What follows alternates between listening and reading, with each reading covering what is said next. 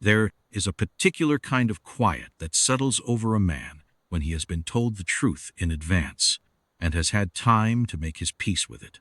Not resignation, not defeat. Something steadier than either. The kind of stillness you find at the bottom of deep water, where the current above is only a memory of motion, and the pressure around you is simply the weight of the world being itself. I had 3 weeks to find that quiet before the hearing. Valeth gave me every one of them.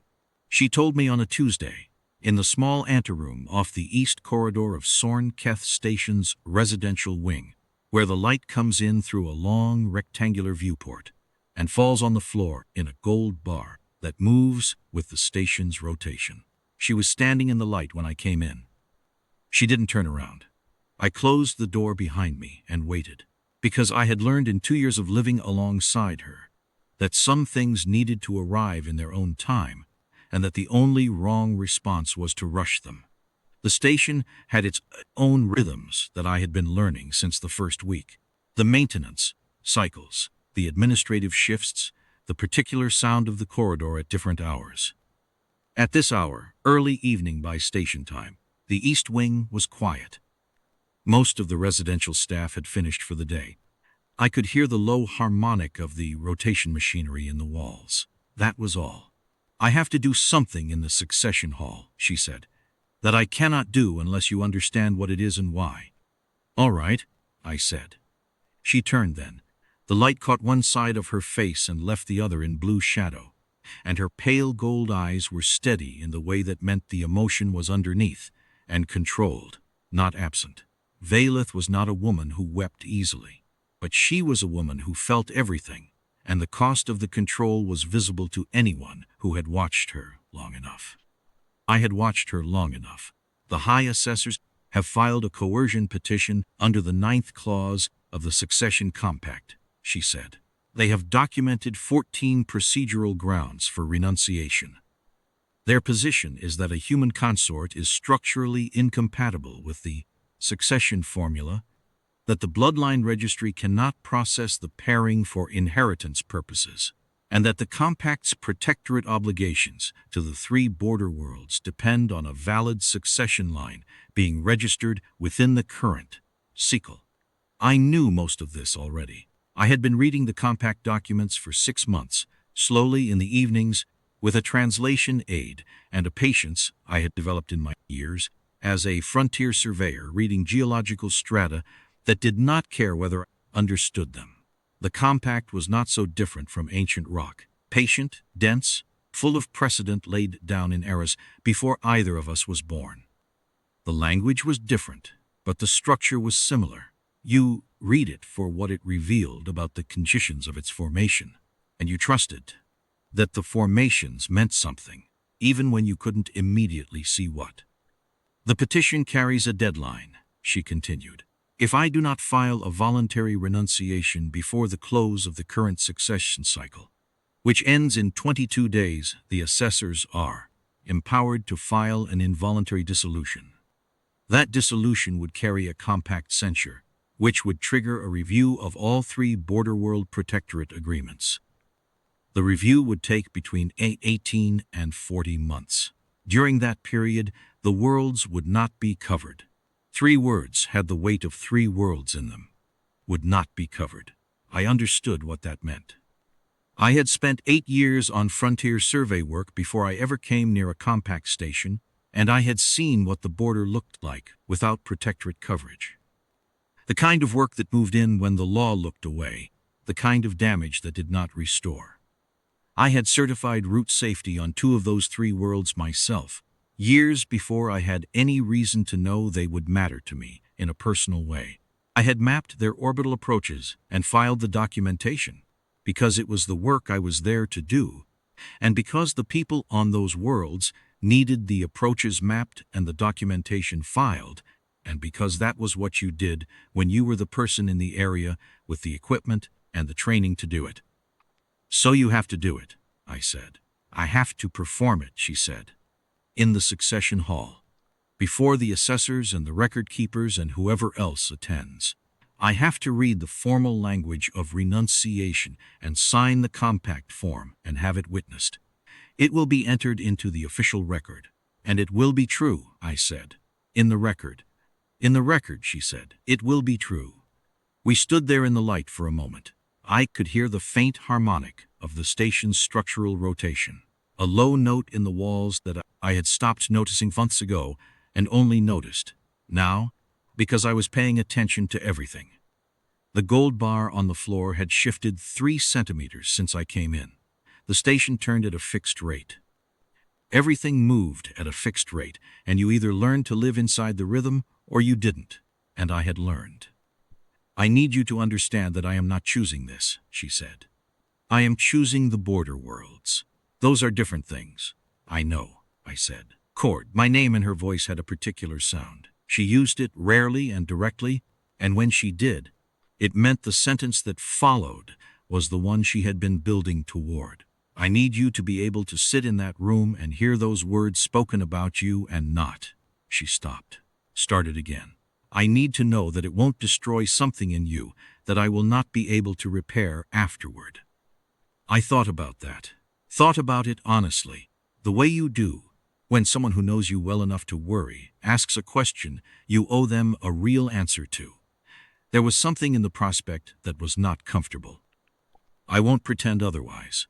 The idea of sitting in a formal chamber while the woman I had built a life with read aloud the language that named me insufficient, that had an edge to it. It would cut. I knew that. I had spent enough time with myself over the years to know where my edges were, and this was one of them. But I also knew what the border worlds meant. I had been to those worlds.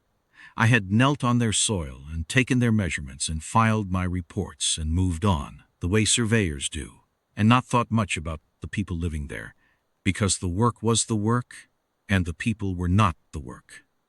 But I had thought about them since, being on this station, being adjacent to the compact's operational reality, had given me a perspective on those abstractions that field survey work alone never had. The border worlds were not abstractions.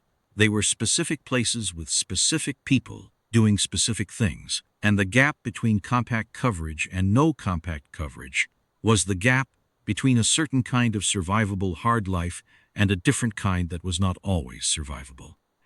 Tell me about the succession hall, I said. Tell me where I'll be sitting. She blinked. The question was not what she had expected. The consort's bench, she said, at the back of the chamber, below and behind the assessor's raised platform. Good sight lines? To the front of the chamber, yes. You would see the reading platform clearly. Then I'll see your face, I said. That's enough. She was quiet for a long time after that. The gold bar of light had shifted on the floor, tracking the station's slow turn. When she finally spoke again, her voice was lower. You understand that afterward we cannot. She paused. The compact record will show a completed renunciation. To contest, it would require a formal appeal, and there is no grounds clause in the 9th article procedure that would apply to our situation. What is recorded in the succession hall has the weight of compact law. I understand, I said, and you will still. She did not finish the sentence. Sit in the room, I said. Yes. I have thought about that conversation many times since. Not with grief, or not only with grief. With something else, something I don't have an exact name for in standard. There's a word in the old frontier dialect my grandmother used. Something like thevith, the weight of a thing you chose to carry, that you knew the full cost of when you picked it up. Not a burden exactly. More like ballast. The kind of heaviness that keeps a ship level in rough water. My grandmother had used it mostly about livestock and hard winters, but the principle translated. I had 3 weeks of thevith before the hearing. I used them well. I finished the survey reports I had been contracted to complete for the compact's orbital mapping division. I sent them in early, with full documentation and every notation in the appendices properly cross-referenced. My work has always been careful, but I was more careful than usual those weeks. The kind of thorough that comes from wanting the record to be clean, wanting there to be nothing left undone that I had been responsible for. I paid every outstanding obligation I had on file. A small maintenance fee for the survey equipment I kept in the station's lower bay, a delayed filing from a root certification. 6 months back, 2 communication credits I had borrowed from a colleague on the station's logistics deck and had kept meaning to replace. I answered every message in my queue in the order in which they had arrived, and I did not leave anything vague. I wrote 3 letters.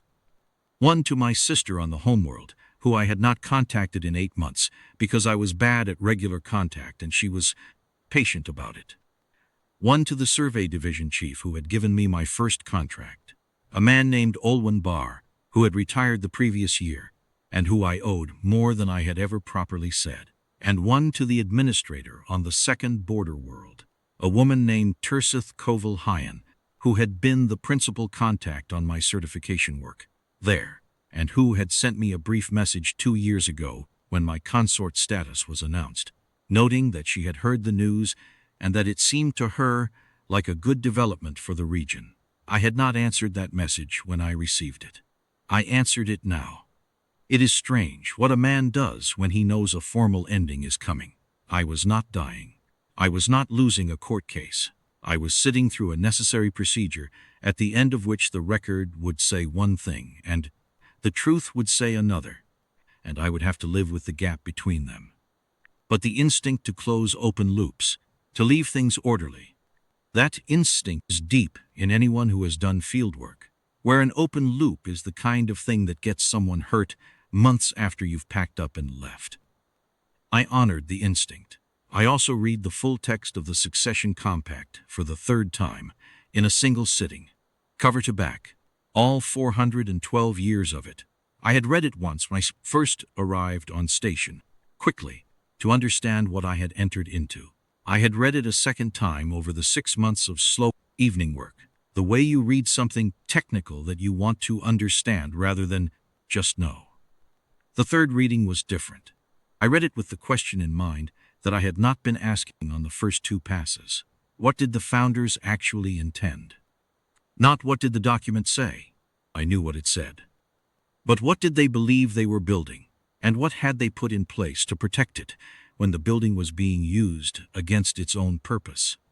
I found the dormancy clause on the 3rd night of reading in an appendix that most contemporary compact scholars apparently treated as a historical footnote.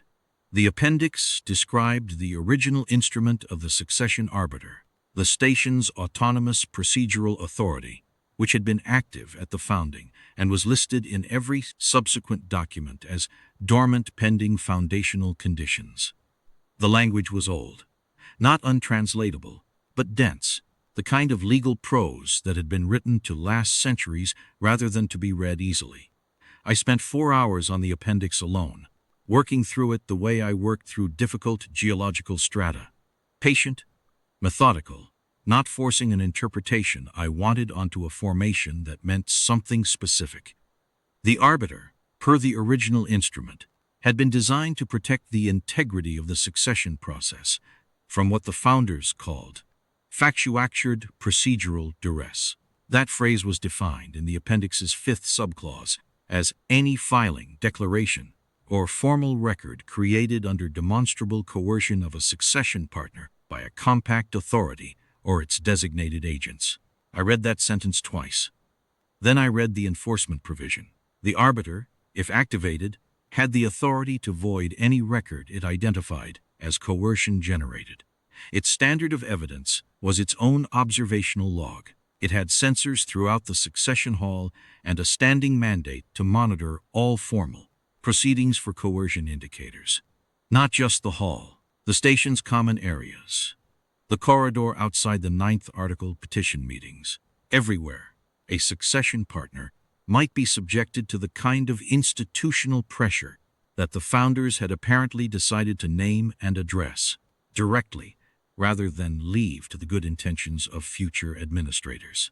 The enforcement provision also included a list of what constituted demonstrable evidence of the coerced partner's worth, a phrase the founders had apparently included because they anticipated exactly this kind of manufactured case. If the Arbiter activated, it would not merely void the coercion. It would read its affirmative evidence into the official record before the proceeding closed. It would make the case for the partner the institution was trying to discard, because whoever had written this document had understood that coercion works by making the discarded partner seem indefensible, and had decided that the founding record should be the place where that case was made anyway. There was one problem. Nobody knew if the Arbiter still functioned. It had never activated. Not once in 400 years of compact proceedings. Every compact legal scholar I could find in the archived literature agreed it was almost certainly non-operational. A relic system, a founding idealism, the kind of mechanism that gets written into foundational documents and then quietly outgrown by the evolving practice of the institution it was meant to guard. The most recent compact commentary I could find, from a legal analyst about 60 years ago, had called it a beautiful gesture toward incorruptibility that the compact's procedural evolution has long since superseded. The analyst had written that with something I read as faint pride in how far the compact had come, as if the dormancy of the Arbiter was evidence of maturity rather than loss. I sat with that assessment for a long time. Then I closed the document, got up, made myself a cup of something hot from the galley unit, stood at the viewport and looked at the stars for a while, and went to bed. I did not tell Valeth what I had found. That decision cost me something, and I want to be honest about that. It would have been easier to tell her. Easier for both of us. It would have given her something to hold on to in the chamber. But if I told her, and she knew there was a possibility the Arbiter might activate, she would not be able to read the renunciation with the sincerity the assessors required. They would see it.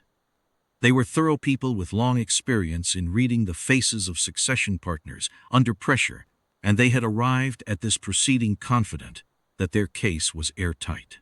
If they saw hesitation in Valeth, if they saw hope, they would find a way to void the proceeding and refile with greater restrictions, more aggressive deadlines, additional coercive conditions.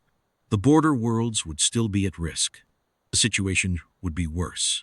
The renunciation had to be real enough to be believed.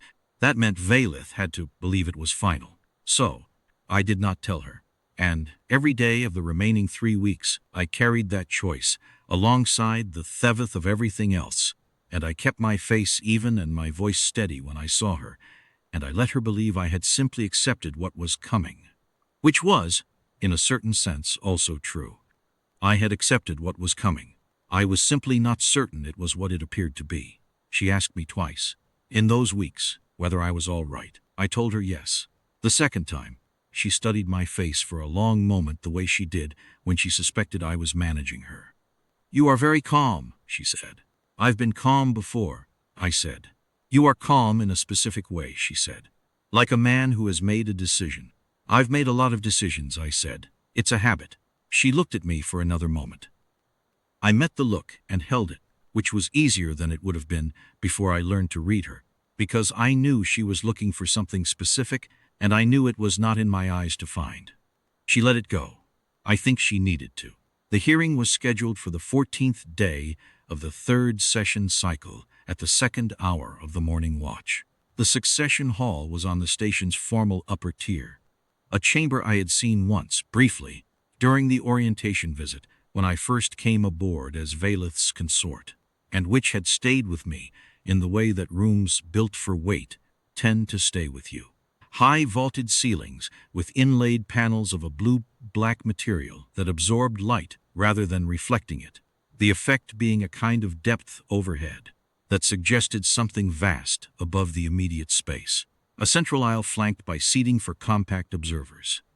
A raised platform for the assessors at the far end, behind a long, curved bench of dark stone that had probably been quarried on the founding world and carried here across 4 centuries of station. Transfers as a statement about continuity and the weight of institutional memory. And embedded in every wall, in the joining of every panel, in the seams between the floor stones, running up the columns and across the ceiling in patterns I had taken for decorative inlay on my first visit, the circuitry of the original Arbiter system. I had not recognized it for what it was on that first visit. I recognized it now, having spent 3 nights studying the appendix's diagrams and descriptions. The patterns were not decorative. They were functional. The entire chamber was built around the Arbiter system, the way a body is built around its skeleton. The architecture expressing the underlying purpose rather than simply containing it. I arrived early. The chamber was not yet full. A handful of compact record keepers setting up their logging panels at a side table, 2 procedural witnesses taking their places in the back row, and 3 of the assessors already at the raised bench in conversation. The lead assessor was a woman named Vel Orath Soven, who had been practicing succession procedure for longer than I had been alive. She was thin and precise in the way of people who have spent decades being the sharpest instrument in whatever room they occupy. She looked at me when I entered the chamber, assessed me, and returned to her conversation. Not hostile, just professional.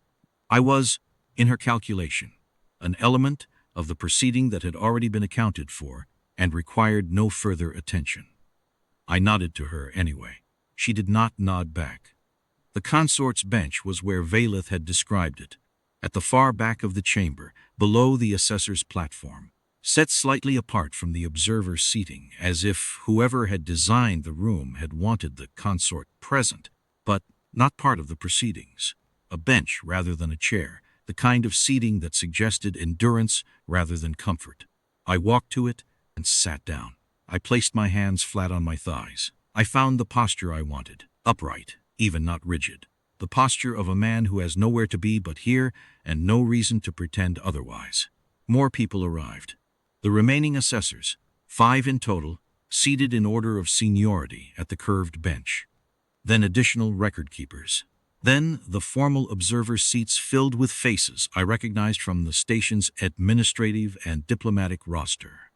People who attended succession hall proceedings the way people attend any formal institutional event, because their position required it, because it was useful to be seen, because the record of attendance was its own kind of statement.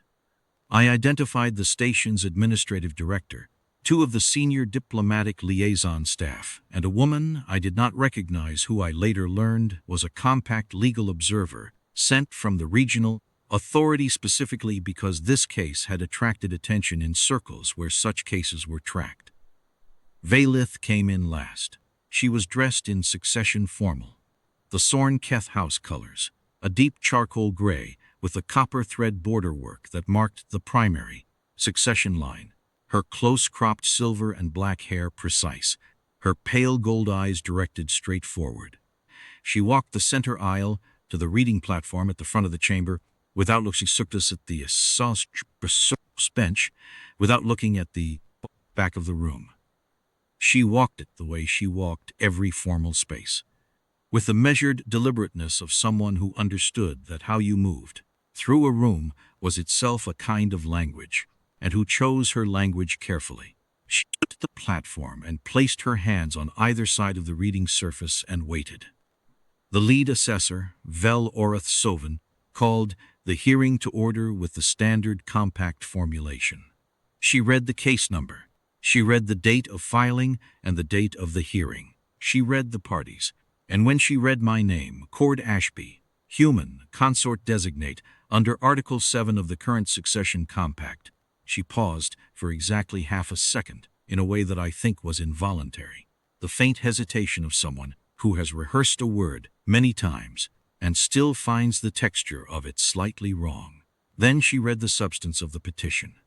Procedural incompatibility, bloodline registry insufficiency, succession line viability concerns under the 3rd and 7th clauses of the primary compact instrument.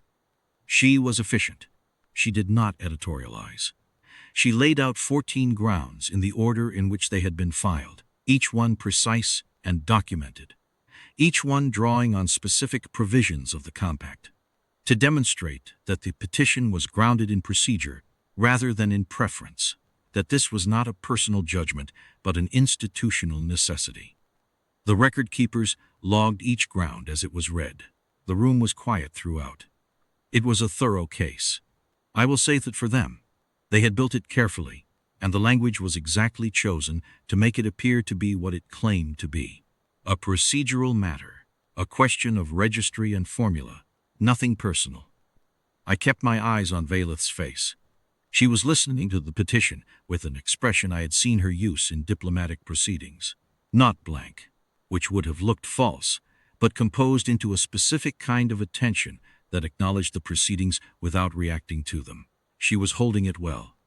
The only tell was her hands on the reading platform surface, which were perhaps a degree too still, the stillness of deliberate maintenance rather than natural ease. I don't think anyone else in the room was watching her hands, but I was watching everything. When Orith Sovan finished the petition, she looked at Valeth and said, "Queen designate Sorn Keth. The petition has been entered. You are invited to provide the formal response." Valeth nodded. She lifted the document from the reading platform. I knew the document. She had shown it to me before filing. The night she signed it, because she had said she owed me that. She had stood at the desk in her study with the pen in her hand for a long moment before she set the signature, and I had sat in the chair across from her and not said anything, because there was nothing useful to say. The language was standard 9th article renunciation text with the specific details filled in. I had read every word of it. She began to read. Her voice was level. She had a particular control of register that I had noticed from the first time I ever heard her speak formally. The kind of voice that had been trained for exactly this, that understood how to carry weight without breaking under it. She read the language of procedural incompatibility without inflection. She read the clause about the bloodline registry without inflection. She read the succession line viability clause without inflection.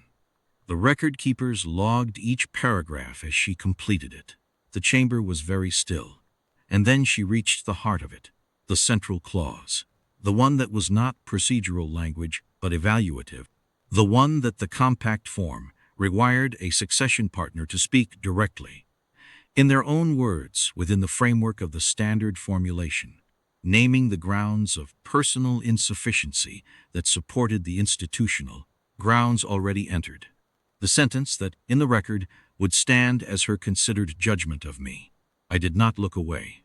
She read it. Her voice did not break. Her eyes, for just a fraction of a second, less than half a second, a duration I am not certain I could have measured, moved to the back of the room, to me, and then moved back to the document.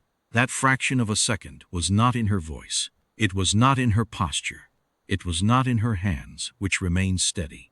Nobody in that chamber, who was watching the proceedings rather than her face specifically, with the attention of someone who had spent 2 years learning to read the spaces between her words. Nobody saw it. I saw it, and I understood what it contained. The full weight of what she was doing and why. The full understanding that she was doing it to me and that I had said it was all right. The full grief of the gap between what the record would say and what was true. I nodded, very slightly, once. Not for the room, for her. Her eyes moved back to the document. She read the final clause, the one that ended with the formal phrase of relinquishment, the 3 words in old compact language that closed a consort declaration. I had looked them up. They translated roughly as, "The bond is released. Clean. Legally final." 4 centuries of succession procedure condensed into 6 syllables. The institutional machinery of separation, reduced to a phrase that a person could speak in one breath and carry for a lifetime. She said them. The room was very still. The lead assessor turned to the record keepers and said, "The voluntary renunciation is entered. Prepare the confirmation seal." The record keeper reached for the confirmation panel. His hand was perhaps 10 centimeters from the surface. The walls began to hum. It was not a loud sound. It started so low that I felt it before I heard it, a vibration in the bench beneath me, in the floor, rising through my feet and into the base of my spine. The inlaid circuitry in the walls, the patterns I had spent 3 nights learning to recognize, the patterns the appendix's diagrams had described in precise technical language, began to emit a faint blue light. Not dramatic, not a display, just the slow, even illumination of something very large and very old waking from a long sleep the way glaciers move. You can't see it happening, but the evidence is unmistakable when it has. The ceiling panels shifted color by 2 degrees. The air in the chamber changed. Not temperature exactly, but quality, as if the room had drawn a breath and the breath had been held for 400 years and was only now being released. The floor vibration increased by a register and then steadied. Every person in that chamber felt it. I watched them feel it. The record keeper's hiss stopped moving.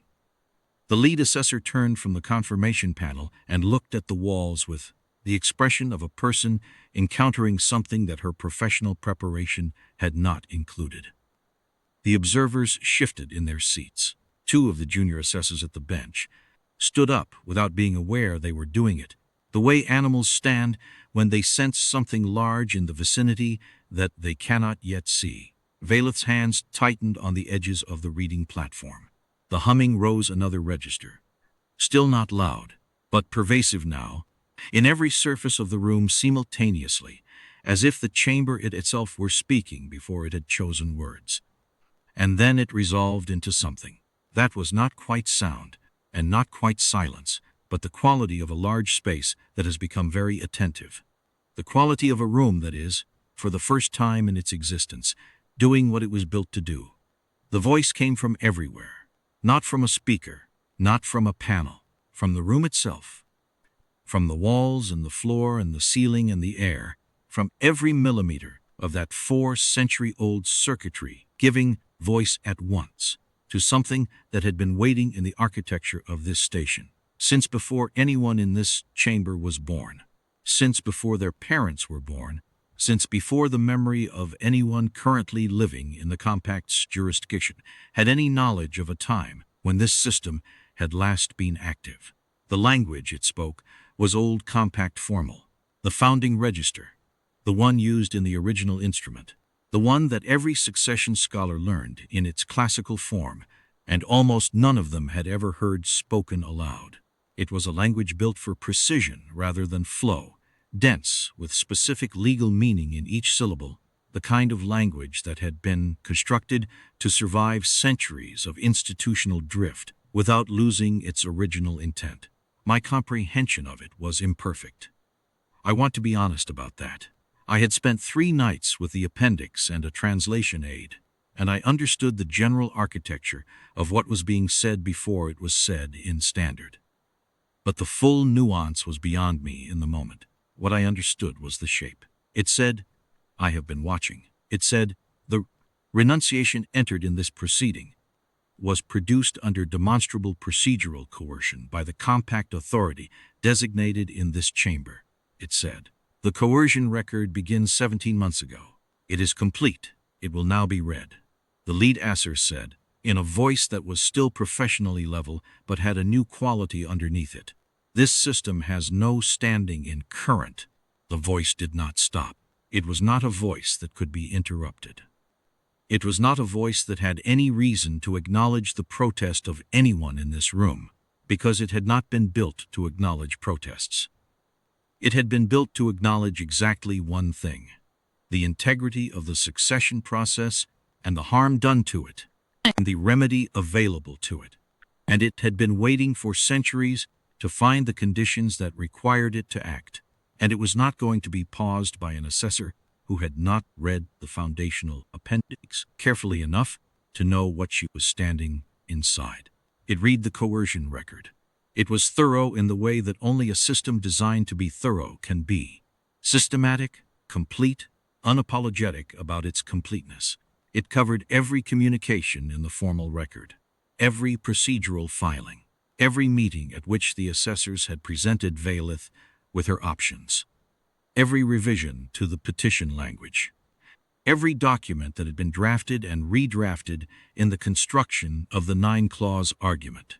It covered the specific conversation in which the border world coverage had been explicitly cited as the cost of non-compliance. The conversation that had taken place in the formal meeting room on this station's diplomatic tier, with the assessors present and Valeth's chief legal advisor present, and the specific phrase spoken, named, time-stamped, and now read aloud to the chamber. The chamber was absolutely silent. The kind of silence that comes not from the absence of sound, but from the presence of something too large for anyone to interrupt. Then the arbiter said something in a quieter register, not the procedural voice, not the evidentiary voice, but something older still, something that felt like the founding intention speaking directly rather than through the architecture of the law. It shifted to standard for this part. I understood later that this was the arbiter's means of ensuring everyone in the room comprehended what followed, without the mediation of translation aids or scholarly knowledge of the classical language. What came next was meant to be understood by everyone present. In the moment it was spoken, it said, "The consort's conduct over the preceding 26 months has been observed and logged. The following record will be entered into the Succession Hall's permanent archive." And then it read about me.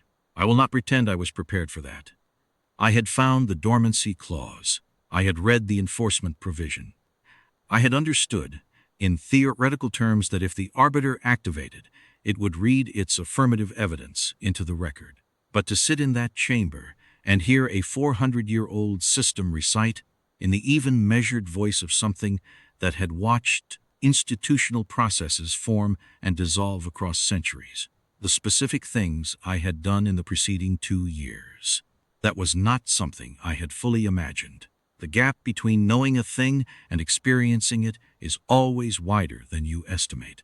It read about the frontier survey work I had completed on contract for the Compact's orbital mapping division. Not in general terms, but specifically.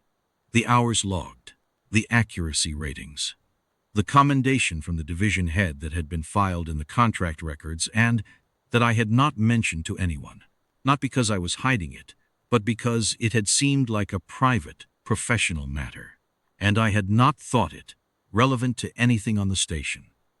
The arbiter had thought it entered it. It read about the 6 months I had spent reading the full text of the Succession Compact and the specific annotations I had made in the digital margins of the foundational appendix. Annotations the arbiter had evidently logged and analyzed. It characterized them as the work of a person attempting to understand the institution they had entered, rather than to exploit or circumvent it.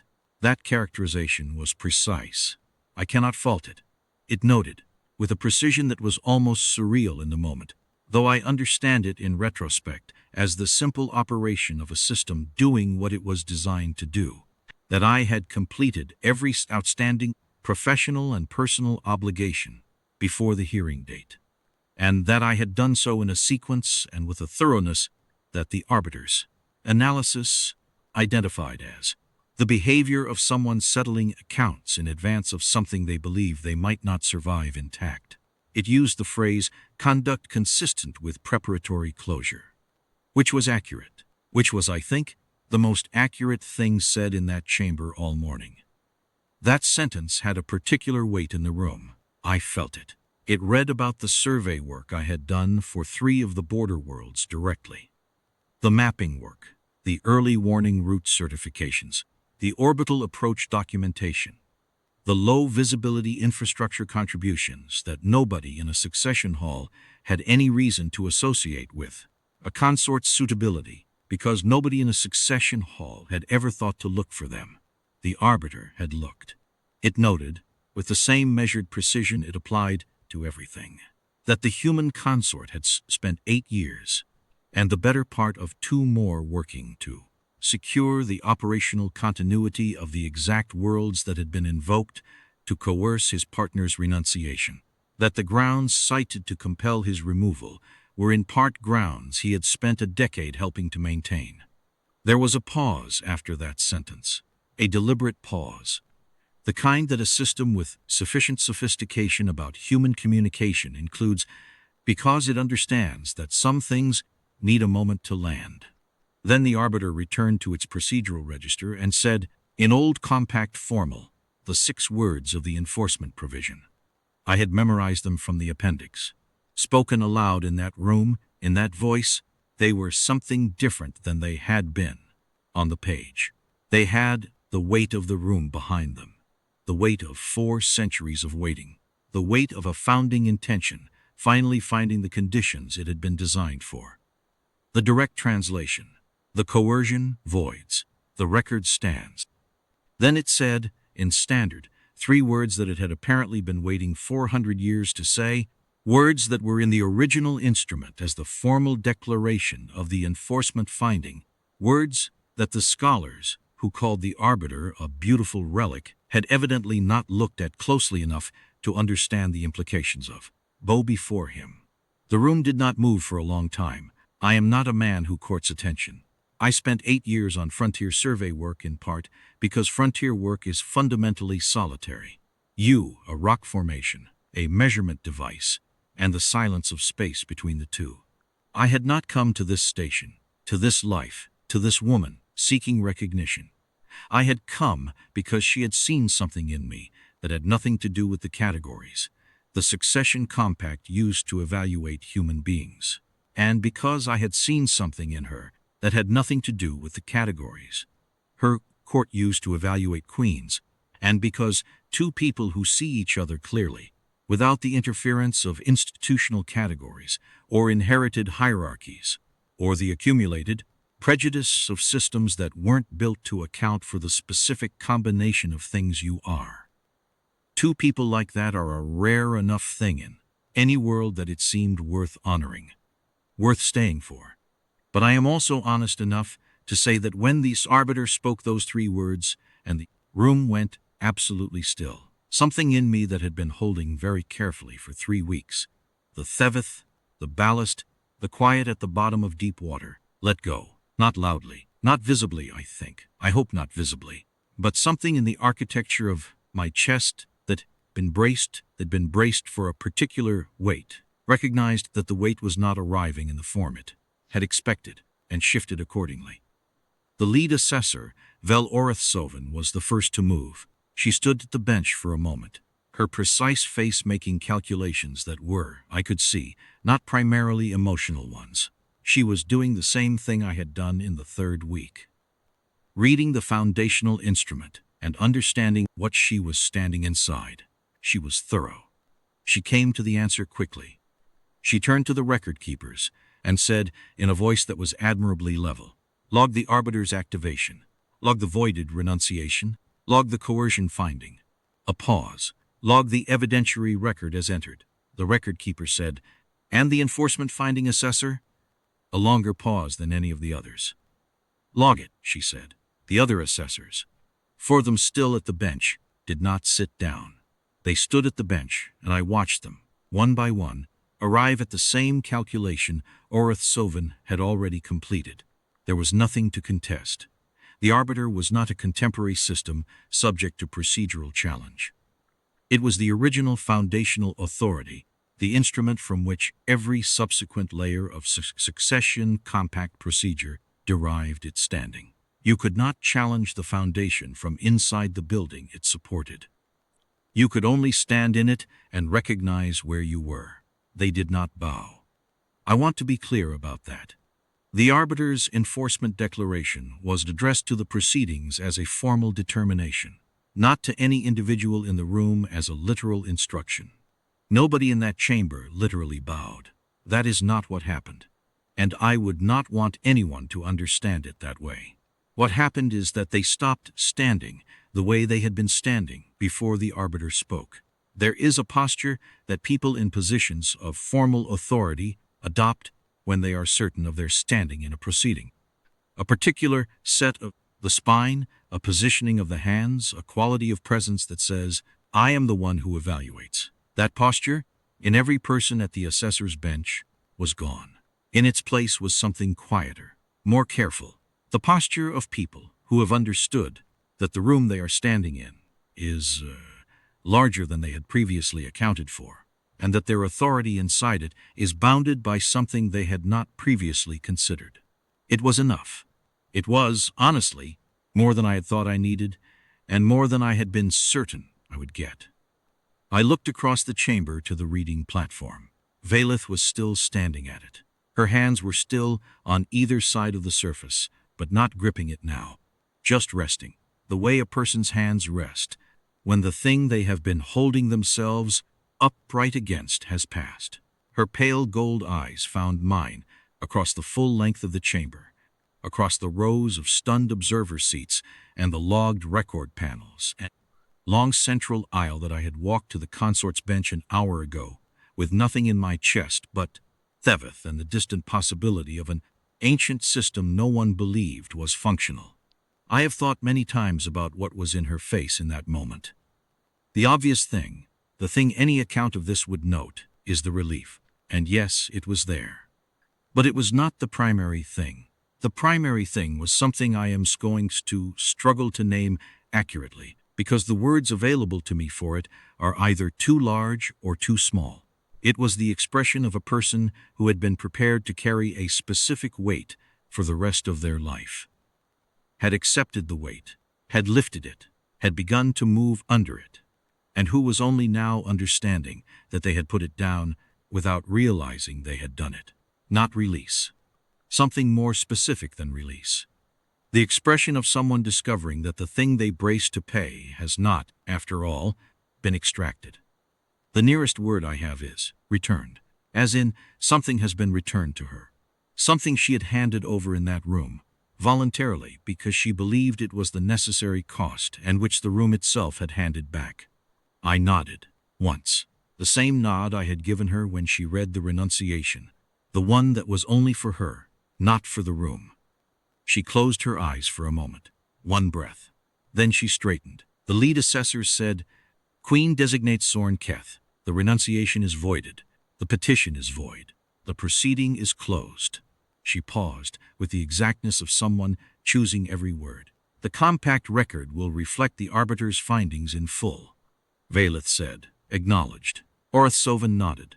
Then she gathered her documents from the bench, and one by one the other assessors did the same, and they filed out through the side door of the chamber, without the usual closing formalities. I understood this as the technically correct response. The proceeding was voided. Standard closing procedures did not apply, and also, frankly, as the only face-saving option available to them. They had built a careful case, and the foundation they had built it on had told them to their faces what it thought of their work. There was not much to add after that. The record keepers finished their logging and closed their panels. The observers departed. Some quickly, with the purposeful movement of people who had witnessed something that needed to be reported to the people they reported to before the details settled into narrative. Some slowly, with the dazed quality of people who had seen something they had no pre-existing category for, and were still trying to build one.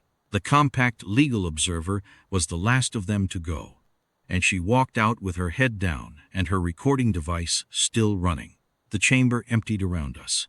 The blue light in the walls faded slowly, without drama, just a gradual dimming, like a fire banking down to coals, like something large that had done what it came to do, settling back into its patient weight. The floor vibration decreased by degrees. By the time the last observer had cleared the threshold, the inlaid circuitry was back to its resting state, visible to anyone who knew to look for it, and invisible to anyone who didn't. Valeth walked down the center aisle. She did not walk quickly. She walked the way she always walked when she was choosing to be in the present moment rather than the next one, with a deliberateness that I had learned to recognize over 2 years as the signal of something in her that needed to be careful with something precious. She walked the full length of that chamber, through the empty observer rows, past the record keeper's closed panels, past the place where the 2 procedural witnesses had been sitting, until she reached the back of the room where the consort's bench was and where I was still sitting, because I had not yet decided to stand, and because the chamber still felt like the kind of space where you moved when it was time, rather than when you decided to. She stopped in front of me. I looked up at her. She said, "You knew." It was not a question. She had had the length of the chamber to process what the Arbiter had read.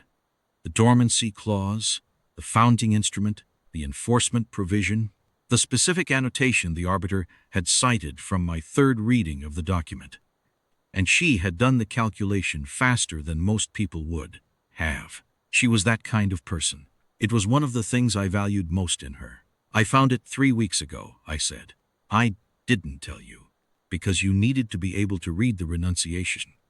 Without knowing, there was a possibility it might not matter. She was quiet for a moment, looking at me. You sat in this room, she said, knowing the Arbiter might not activate. It might not have, I said. It was possible it was non-functional. Most of the scholars who had written about it thought it was. But you sat here anyway, she said. Yes, because you were going to let me do what I had to do, she said, whether or not something intervened. Yes, I said. The gold of her eyes had a quality in them that I had seen before only rarely, the quality of water behind glass, held precisely at the edge of movement, not yet moving. She looked at me for a long time in the empty chamber, in the quiet that the Arbiter had left behind when it returned to its sleep. Stand up, she said. I stood. She reached out and put one hand on the side of my face. Not a gesture of romance, not the beginning of anything, just the specific, deliberate touch of someone needing to confirm that a thing they were afraid they had damaged is still whole. Her hand was steady and warm and dry. The Arbiter said, "Bow before him," she said. I heard, I said. I am not bowing, she said. I know, I said, but I need you to understand. She paused, restarted, with the precision of someone who does not allow themselves the comfort of almost right. What I came into this room prepared to do, and what I will carry from it, and what I am. I need you to understand that the understanding I came in with and the understanding I leave with are not the same thing. I thought about that. What did you come in understanding? I said. That I was making a trade, she said. The border worlds for you. A known cost for a known benefit. I had calculated it. I had decided it was acceptable. I had signed the document and rehearsed the words, and told myself that the thing I was about to do was a choice I was making freely in full knowledge of what it cost. And now, she said, I understand that you had calculated the same trade in the other direction and arrived at the same decision, and that while I was standing at that platform, prepared to spend the rest of my life as someone who had done what I was about to do, you were sitting at the back of this room, prepared to let me. Having decided that what I needed to be able to do was worth more than what you would lose by letting me do it. The hand on my face was still there, steady. That is not a small thing, she said. I do not have the right language for what that is. Thieveth, I said. That's the word I've been using. She did not know the word. I told her what it meant. The weight of a thing you chose to carry, knowing the full cost when you picked it up. The ballast. The stillness at the bottom of deep water that keeps a ship level in rough surface conditions. She was quiet for a moment. Yes, she said. That. Her hand came down from my face. Not a withdrawal, just a settling. The natural completion of a gesture that had done what it came to do. She stood there in the empty chamber, with the walls quiet around us, and the founding circuitry resting in the patterns I had spent 3 nights learning. And she looked at me the way I had learned to look at geological strata in my survey years. Not for what was visible on the surface, but for what the surface told you about everything below, about the pressures and the formations and the long, slow, patient work of time on something that was not going anywhere. The record keepers are going to have questions, I said. Yes, she said. The border world administrators are going to have questions. The compact legal division is going to have an extraordinary amount of paperwork. There will be a formal inquiry into the assessor's petition on coercion grounds, which will take approximately a year and will have a predictable outcome. A pause. And at some point, someone is going to write a very long document about what the Arbiter's activation means for current compact succession procedure, and that document will be cited in proceedings for the next 200 years. And the border worlds, I said. The border worlds remain covered, she said. The petition is void. The protectorate agreements are unaffected. Another pause with a different quality. Thanks, in part, to the orbital mapping work of a frontier surveyor whose route certifications I have apparently been living up for 8 years without knowing it. The Arbiter had read that into the record. I had not intended it as a credential when I did the work. I had done it because it was the work in front of me and because the world's needed it done. But there it was now in the permanent archive. I didn't do it for this, I said. I know, she said. That is entirely the point. She looked toward the door, toward the corridor beyond it, and the paperwork and the questions, and the year of inquiry, and the 3 border worlds, and everything that came after a morning in which a 400-year-old system had woken up, and spoken in a language nobody had heard, spoken aloud in living memory, and said the thing had been built across 4 centuries, to say. Then she looked back at me. Cord, she said. Yes, I said. The record now shows a voided renunciation and a confirmed consort status, she said. The Arbiter's evidentiary log is part of the permanent archive. There is no mechanism in current compact procedure for refiling the 9th article, petition on these grounds.